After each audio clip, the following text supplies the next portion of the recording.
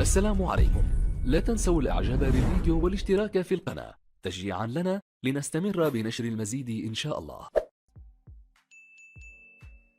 تمكنت مصالح أمن دائرة بني سليمان بالمدية من وضع حد لنشاط شبكة إجرامية متكونة من 13 مشتبه فيه، أغلبهم مسبوقين قضائيا، وتورط المشتبه فيهم في الحيازة والمتاجرة في المؤثرات العقلية بغرض النقل والتخزين في إطار جماعة إجرامية منظمة.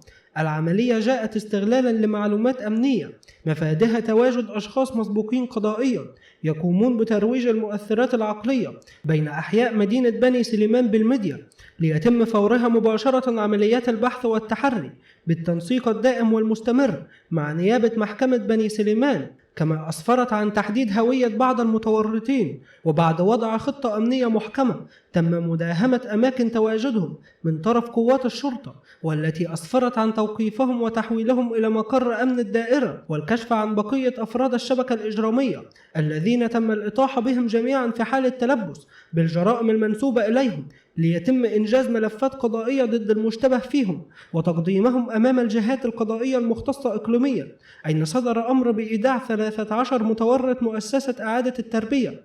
وفي الأخير شكرا لكم والسلام عليكم ورحمة الله وبركاته.